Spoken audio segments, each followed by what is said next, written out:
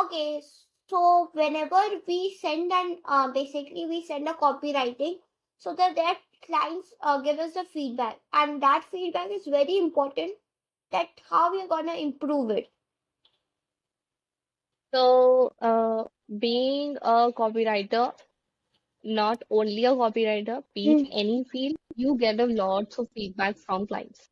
yeah. And it's important for your work to improve, or basically what people feel that they are correcting your mistakes or something like that. They feel overwhelmed seeing the feedback from the client, but what I feel, it's a positive thing that we need to look forward, because that helps you to improve your own skill and also to make your content or the copy even more better. So I think that is something I always look forward to. I always ask for the feedback from the client. That will help me in drafting my copies, or, conducting my research or doing things in a better way. Okay. So can you just give me three rules for viewing a copywriting, basically? So, three rules which I follow for a copywriting is like, first of all, I first one is awareness. I want, if I am writing for a brand or any kind of client, I need to, if I'm writing for a client who want to, suppose some product he has. First of all, what I do is I'm going to bring awareness among his target audience that I am having this particular product, and this will help me in solving this problem. So building that awareness is very, very much important. So that is the first rule which I feel that's very important. And then is understanding. I will educate his target audience, understand why this product is important, what kind of problems does it solve, and why and how it can, help him solve his own solutions, because that's what the product is for and that's what the client is also looking for. And the third would be the action. I will have to persuade the audience to take the action, because that's the ultimate motto of the client. And also me, because I write a copy, I want the audience to get converted. I need conversions, client need conversions, he needs money. So that's action is something that's very important. So I feel these three rules are very important. So, okay, so awareness education is important. So, what kind of action we need to take, or we should be encouraging our target audience to take the action? So, see, basically, if it is, suppose if I am talking about let's take any product, for example. Uh, Suppose it's some beverage brand or something like that. There's a landing page. You get into a landing page. You see that's beautiful colors and all that being presented. You read about the product and all that. And at the below bottom, you'll have a CTA button that shows that, order your product with 10% discount. When it shows, you feel like to take action, right? Oh, okay, I'm getting it at a 10% off within a limited time period. After reading the complete about the product, what it offers, what features does it have, and all that, you feel persuaded to take that action. Because suppose when I take a mattress, for example, let us take a mattress. Suppose I'm having a neck pain, I look for good mattress and I read about it. I feel the features are so good that it will help me relieve my neck pain and I get a quality sleep. And after reading completely about the product, and at the end, I see that buy a mattress with 20% discount within 24 hours. I feel okay, after 24 hours, maybe this 20% discount wouldn't be there. So I'll definitely take that action. So Okay. that persuasion of that action needs to be taken by the audience, and that is our ultimate goal. Okay. So basically, you told me that these things are very important. Okay. So, the client scrolls too much on LinkedIn. It happens on a website. Yeah. So one thing that stops them is hook. So how should we framing a hook, basically?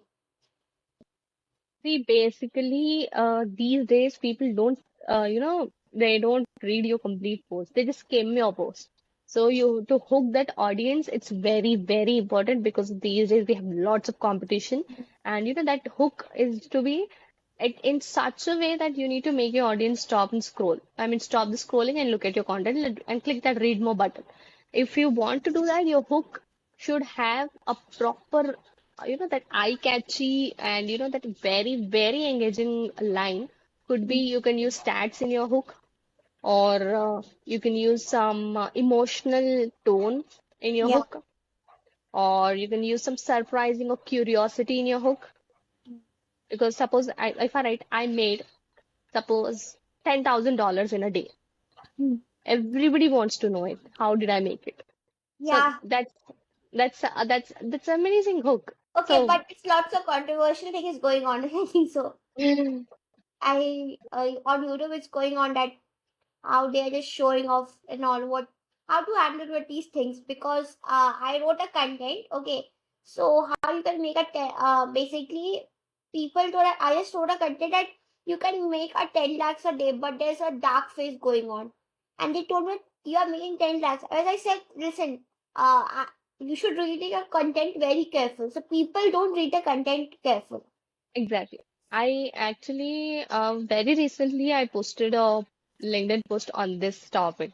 So Hmm. I just put my hook as I made $1,000 a day, and but the content was different. The hook was Yeah, different.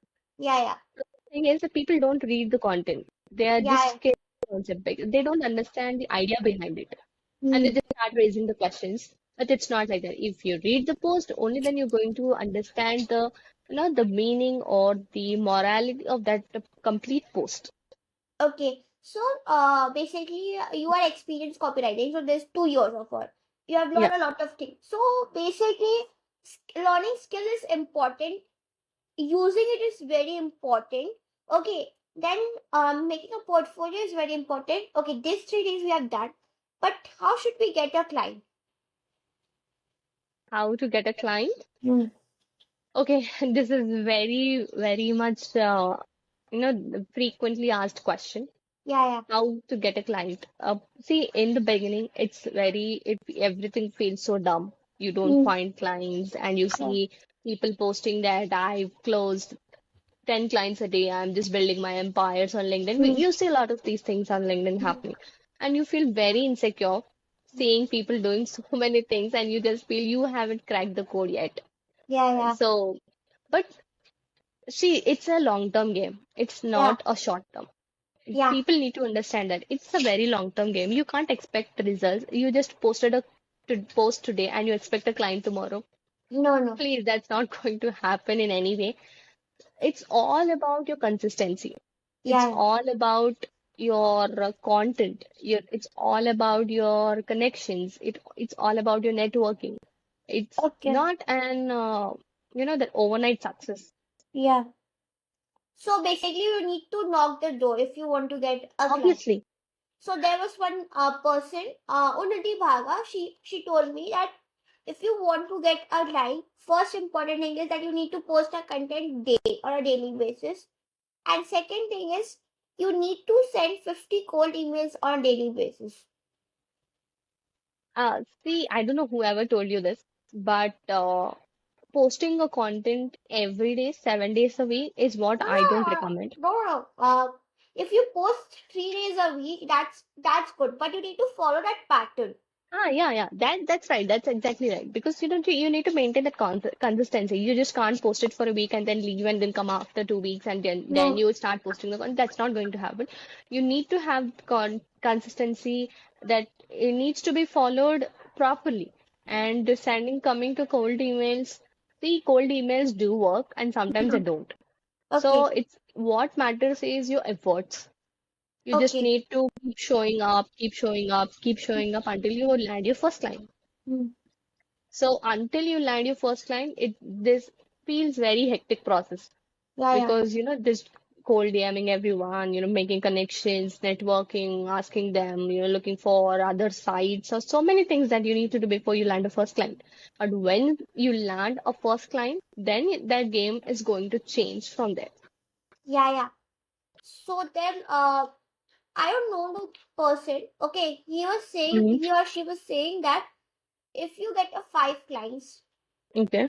you have cracked the first things.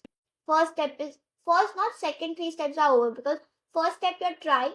Second 3 step, 2 and 3 steps is that you have built a connection, and now you are being created an expertise in your niche because you have backed. We are having 5 clients now. See, 5 clients is a very good number, first of all, to me. Because even if I land a one client, I'll be on cloud nine. Okay, I got one client, but client